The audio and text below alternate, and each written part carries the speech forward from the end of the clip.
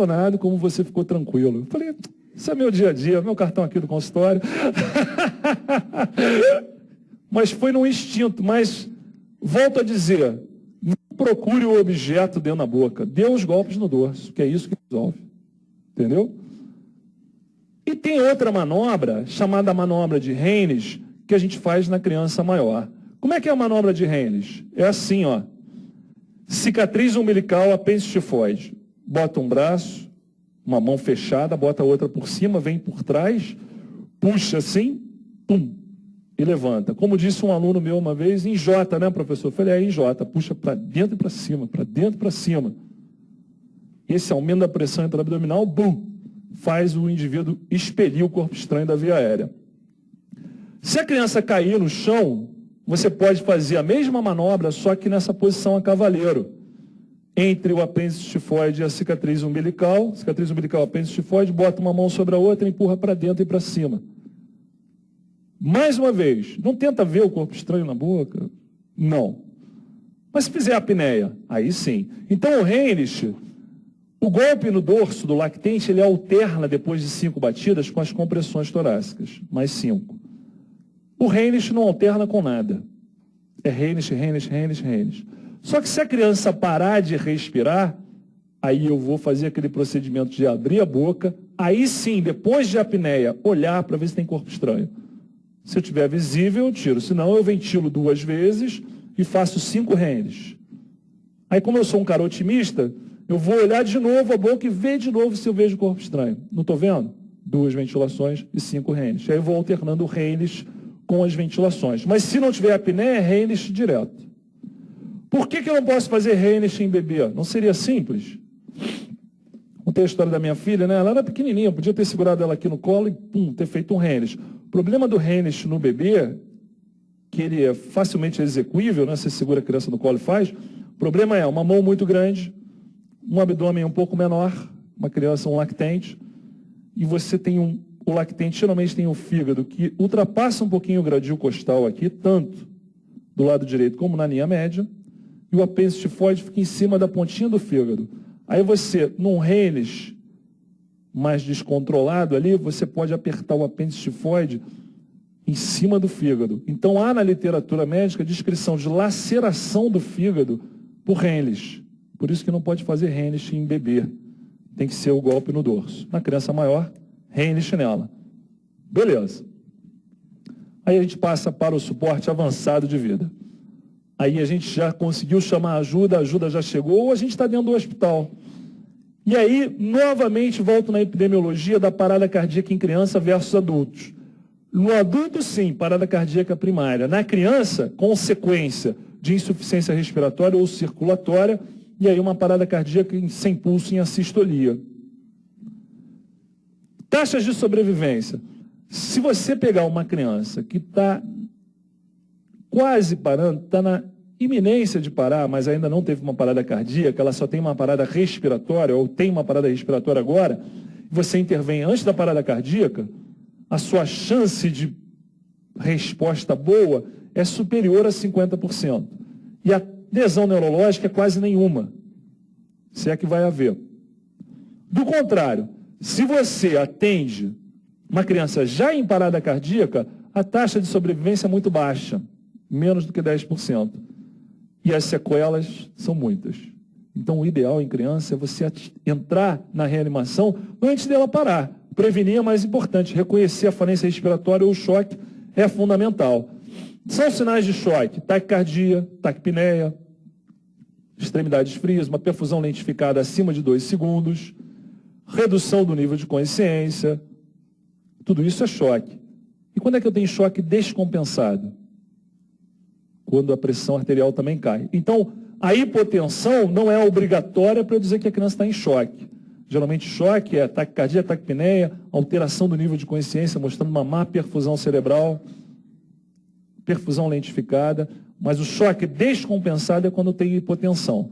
E para a gente ter um macetinho da hipotensão na criança, a gente tem as fórmulas de percentil. Percentil 50 de pressão sistólica em criança tem uma formulazinha que fala que é 90 mais 2 vezes a idade em anos. Por exemplo, uma criança de 5 anos, 2 vezes 5, 10, mais 90, 100. Uma criança de 5 anos tem, em média, uma pressão sistólica de 100, percentil 50. Só que hipotensão é uma pressão menor do que o percentil 5.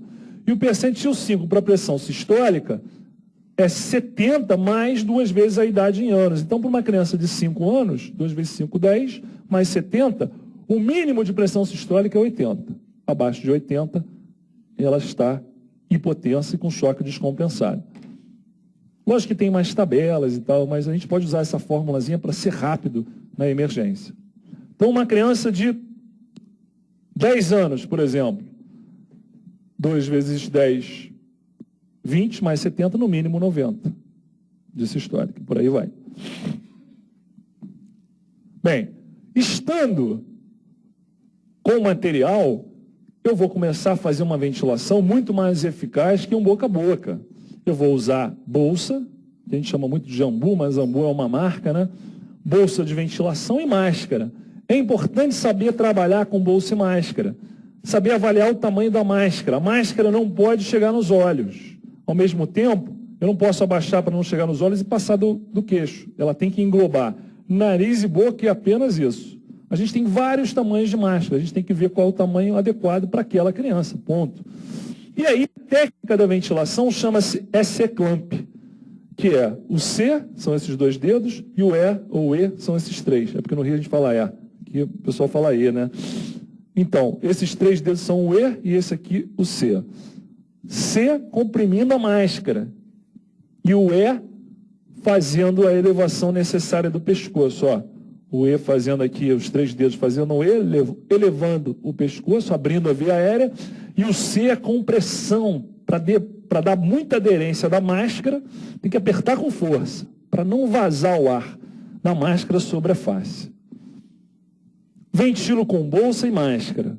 Mas se a criança evolui de fato para uma parada, é interessante ter uma via aérea avançada, que pode ser um tubo traqueal ou uma máscara laríngea. Qual é a vantagem de entubar? Isola a via aérea. Quando eu estou ventilando com a máscara, eu jogo ar no estômago também. Mas você tem uma distensão. Às vezes, numa parada, a gente precisa até passar uma sonda nasogástrica para diminuir o tamanho do estômago, que acaba fazendo um aumento de pressão intraabdominal, que é ruim para a expansão torácica. Quando eu estou com um tubo lá na traqueia, eu isolo, é só a via aérea, não ventilo o estômago. Diminui o risco de broncoaspiração e ainda dá para tirar uma melequinha, né? Aspirar uma secreção e ventilar melhor.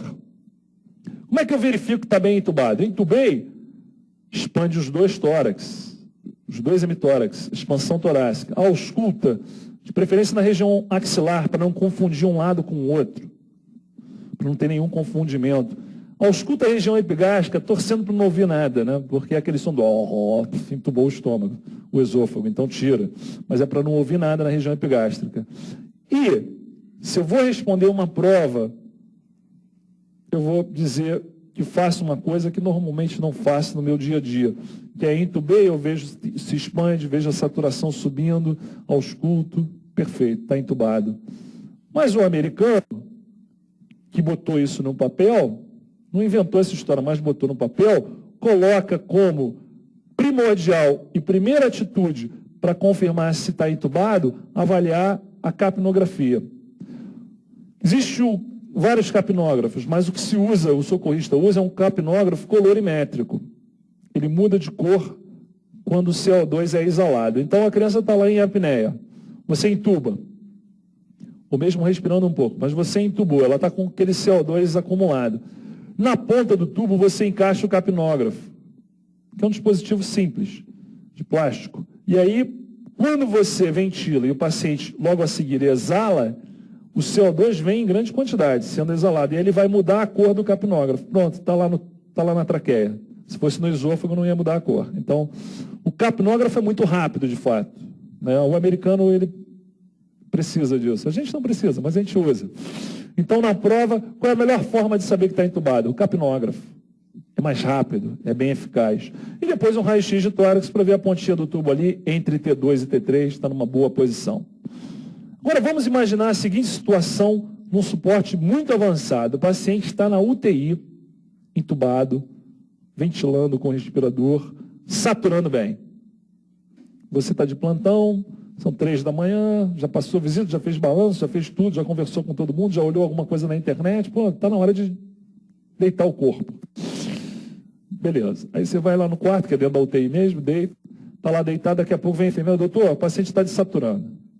Aí você vai lá ver, tem um paciente entubado no respirador cianótico desaturando, saturação de oxigênio lá embaixo. O que está acontecendo? Então, uma sigla para pensar rápido, DOP, que não é para dopar o paciente, senão ele vai morrer. Esse DOP é o seguinte, D de deslocamento, ou seja, o tubo saiu do lugar, estubou, acidentalmente, você tenta ventilar, não expande nada. O de obstrução, então você tira o respirador, tenta aspirar, liberar o tubo, às vezes é uma secreção que está entupindo o tubo. P de pneumotórax, você ventila, expande, mas não ausculta nada. E o E é assim, tiro da máquina, ventilo com a bolsa, com o ambu, saturação vai lá em cima. Boto na máquina, desatura. Não é o tubo que está deslocado, não está obstruído, não tem pneumotórax, senão eu não ia conseguir ventilar bem com a bolsa. O problema é o equipamento. O equipamento está quebrado. Tem um problema no respirador. Então vamos trocar o respirador, consertar o que seja. O plano B da via aérea avançada é a máscara laríngea, que é esse dispositivo aqui, que é fácil de passar, não precisa de laringoscópio, só precisa de um treinamento, como dizem os americanos, see one, do one, teach one. Veja uma vez, faça uma vez, a próxima já ensina. Que é muito simples mesmo.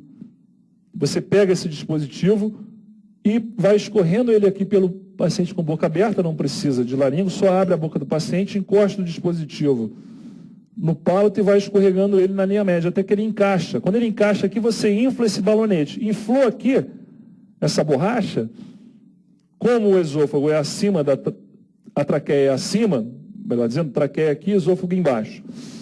Você infla aquela borracha, ela aperta para baixo, oclui a entrada do esôfago, e aí quando você ventila, o ar vai todo para o que está em cima, que é a traqueia. Então você fica com a via aérea completamente isolada. É fácil de passar, via aérea isolada. A gente vê muito máscara laríngea no centro cirúrgico, o anestesista muitas vezes usa para procedimentos muito simples em criança, tipo retirada de um catéter arterial ou colocação que demora 1 hora, 2 horas, ele usa lá a máscara laríngea e ventila super bem. Olhando de fora parece que está entubado, mas quando tira é a máscara laríngea. Então colocou, inflou, fechou embaixo, que é o esôfago, liberou em cima, que é a traqueia. No suporte avançado, a gente vai ter acesso venoso.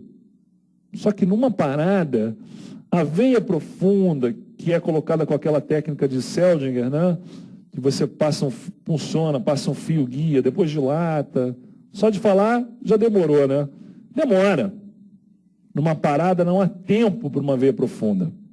Então, veia periférica. 3 tentativas ou 90 segundos. Não funcionou e está precisando de um acesso, vai para o intraósseo. Como é que é o intraósseo? Você palpa lá a tuberosidade da tíbia anterior, desce 1 centímetro e vai 1 centímetro para dentro, para a face medial, que é o platô medial mais fino, a parte mais fina da tíbia. E ali você entra com uma agulha de intraóssea a 90 graus. Pode inclinar um pouquinho? Pode. Mas se inclinar, inclina com a ponta indo para baixo, fugindo da articulação. Esse é o segredo da inclinação. Ou você faz a 90 para não ter erro, ou você inclina para baixo, fugindo da articulação. Não inclina na direção da articulação, não. Senão pode dar problema. Agora, o acesso intraósseo é aquele assim, para emergência total. Se eu conseguir um bom acesso intraósseo, é como se fosse um acesso venoso. Posso fazer qualquer droga por ali, qualquer uma. Mas lembra o seguinte, ele pode levar uma fratura óssea, ele pode levar uma síndrome compartimental, ele pode deslocar do lugar, e aí você começar a fazer volume fora do osso, e aí aquilo comprime a circulação, a vascularização, levando uma síndrome compartimental. Com esse extravasamento, coisa que eu já vi uma vez, às vezes você faz cálcio numa reanimação, fez uma necrose, cara, que ia da pele até o osso. Então faz necrose de pele. Fora a infecção óssea que pode acontecer. Então o intraósseo, assim, pegou na parada, resolveu, saiu da parada, agora funciona uma veia com calma. Uma periférica, uma profunda, e te tira a intraóssea. Intraóssea é pouco tempo. E aí, estou com acesso, na reanimação avançada, vou fazer drogas. Qual é a grande droga? Vamos ver esse exemplo aqui. Carolina tem 6 anos e foi levada pelo pai para assistir um espetáculo infantil em comemoração ao Dia da Criança. Subitamente, ela perde a consciência, sendo prontamente encaminhada à equipe de emergência lotada no evento. Chega a ambulância em parada cardiorrespiratória, o pai nega doenças previamente conhecidas ou uso de medicamentos. Parou de repente. Considerando essa situação, as drogas de escolha na reanimação são adrenalina e soro fisiológico, adrenalina e bicarbonato, ringer e atropina, atropina e bicarbonato. Soro fisiológico sempre. Agora, a grande droga de reanimação em pediatria chama-se adrenalina. Então, resposta certa, adrenalina. Vamos chegar na... Peraí, está aqui, adrenalina e soro fisiológico. Vamos voltar aqui agora. Por que a adrenalina funciona tão bem? Ela aumenta a pressão diastólica, é uma dose muito alta, uma dose alfa que você faz na parada cardiorrespiratória. Ela aumenta a pressão diastólica e assim melhora a perfusão da coronária, permitindo o retorno do batimento. Por que não o bicarbonato? Quando eu era estudante, quando eu era R1, R2 de pediatria, era assim, parou, adrenalina, bicarbonato, adrenalina, bicarbonato, adrenalina. Até que no início da década de 90 e depois que a gente entrou nesse novo século, isso praticamente ficou definido, o bicarbonato deixou de ser usado na parada cardíaca. O bicarbonato, em muito volume, aumenta muito o CO2. No final das contas, ele pode ser prejudicial. Então, ele terá indicações bem precisas. Uma PCR muito prolongada, você pode fazer bicarbonato, 30 minutos de PCR. Então, é quase uma extrema unção, faz o bicarbonato e depois desiste. Ou numa acidose metabólica grave documentada antes da parada, onde a acidose levou à parada, aí você faz o bicarbonato. E detalhe, como o bicarbonato aumenta o CO2, tem que estar ventilando bem para eu pensar em fazer bicarbonato venoso.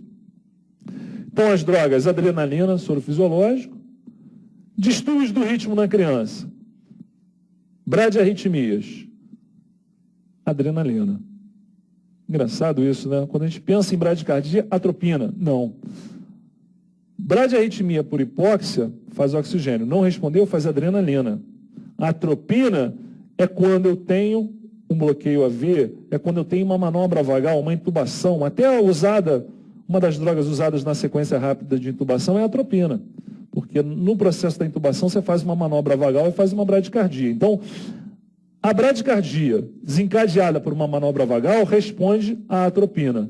A bradicardia pela hipóxia, que leva à parada cardíaca, então, um pouco antes de ter a parada, tem uma bradicardia. Isso é por hipóxia, faz oxigênio. Não resolveu, faz adrenalina. Então, a droga de primeira escolha, depois do oxigênio, numa bradicardia por hipóxia, não é a atropina, é a adrenalina. E ataque supraventricular é outra situação que também que a gente pode ver em pediatria. Normalmente ele é sinusal, uma história de choque, uma história que justifique taquicardia, febre, desidratação, algo assim. Agora, o detalhe é uma frequência cardíaca geralmente menor que 220 em lactente e menor que 180 nas crianças maiores do que 1 ano. Um RR que varia, uma frequência cardíaca que diminui lentamente. Agora, existem as arritmias, taquiarritmias supraventriculares, por feixes anômalos, por mecanismos de reentrada. E aí é um ataque supraventricular que aparece aparentemente sem nenhum motivo, subitamente, uma frequência cardíaca muito alta, acima de 220 em lactente, acima de 180 em crianças maiores, um RR fixo e que termina de forma abrupta, ou espontaneamente, ou porque você tratou com drogas. Se o paciente estiver acordado, estável hemodinamicamente, um ataque supra pode ser tentado uma manobra vagal. Água gelada na face, massagem no seio carotídeo, valsalva, e nunca fazer a manobra vagal, que é uma manobra vagal, mas é muito perigosa, que é a pressão sobre o globo ocular. Não faça isso. Então é água gelada na cara. Não resolveu? Vamos tentar a adenosina. Não resolveu, a mildarona pode ser uma tentativa. Mas a adenosina costuma funcionar. O detalhe da adenosina é que ela é uma droga de metabolismo muito rápido. Você faz na vez, se você fizer devagar, quando ela chegar no coração já era, ela não funciona mais. Então existe uma técnica das duas seringas. Você injeta com uma e com a outra, você faz um flush com soro para chegar no coração. E aí o paciente faz uma pausa ali, uma sistolia, e depois retoma o ritmo normal. O chato é a pausa. Dá um desconforto no seu coração, mas volta. Tenha fé que volte.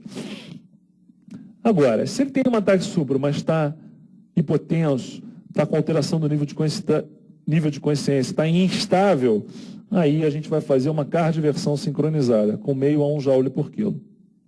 Posição das pás na cardioversão, nome de desfibrilação, é essa aqui, ó. Uma na ponta, no ápice, e a outra logo abaixo da clavícula, a corrente passa aqui, o coração está no meio. Beleza.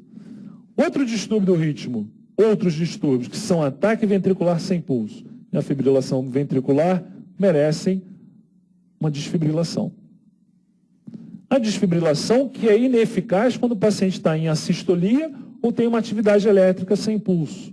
Aquele ritmo muito bradicárdico, com QRS bem alargado, 40, 30 batimentos por minuto e não tem nenhum pulso. Isso equivale a uma assistolia. Uma dissociação, a atividade elétrica sem pulso, também conhecida como dissociação eletromecânica.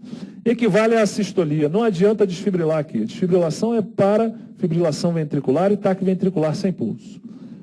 Na desfibrilação, em pediatria, como é que são as doses do choque? Primeiro choque, 2 joules por quilo. E aí eu faço o choque, eu retomo a RCP por 2 minutos e depois disso, olho o monitor. Pô, ainda está fibrilando.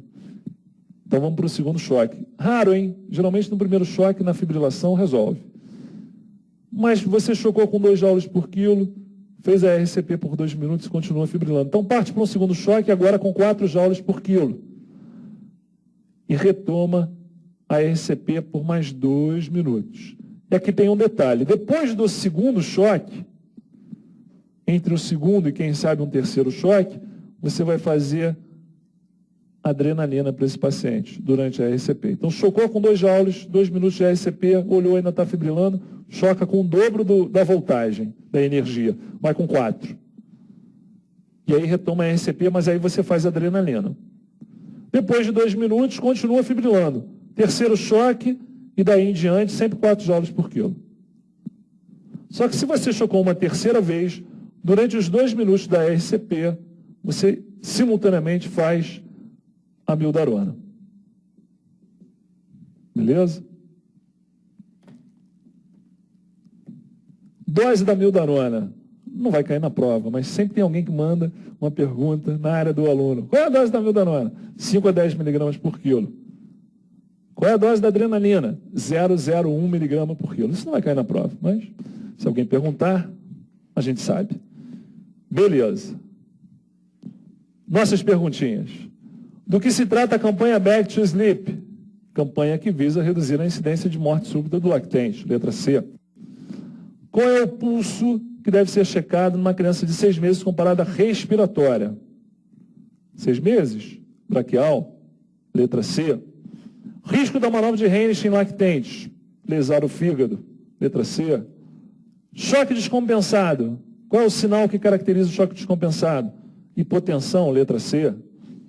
Na ressuscitação, relação massagem e ventilação, 2 socorristas, seria 15 para 2. Mas tem uma máscara laríngea, via aérea avançada. Não há necessidade de coordenação. Letra D. Na parada cardiorrespiratória de uma criança de 3 anos, a relação de compressão e ventilação usada na reanimação, caso haja apenas um socorrista, 30 para 2. 2 socorristas, 15 para 2. Ventilando com máscara e dispositivo de pressão positiva. E se a criança estiver entubada? Não tem. Ele botou as 3 hipóteses aqui. Sozinho, 30 para 2. 2 socorristas, 15 para 2. E se tiver entubada, uma terceira situação, compressões contínuas, com ventilações 8 a 10 por minuto, sem haver sincronia. Então, letra C, botou um socorrista, 2 e com via aérea avançada, que não tem sincronia. Uma criança de 3 anos, consciente, deu entrada no pronto-socorro com dificuldade respiratória. A mãe conta que foi súbito, acompanhado de tosse, estridor e aparente engasgo. Ao exame, o médico observa cianose, piora do quadro respiratório, mas a criança permanece responsiva, mantendo frequência cardíaca normal. O médico acredita que seja obstrução da via aérea por corpo estranho. Qual a conduta? A história de obstrução por corpo estranho. Qual a conduta numa criança de 3 anos? Manobra de Heinrich, pois provavelmente se trata de obstrução da via aérea por corpo estranho. 3 anos? É manobra de Heinrich? É, tá certo, é a letra A mesmo. As outras. Iniciar manobras de reanimação? Não. Intubação? Não. Manobra para retirada do corpo estranho usando a técnica de golpes? Não, essa manobra é no lactente, não com 3 anos. O diagnóstico não está correto, pois deve ser epiglotídeo também. Está errado, então letra A, certo.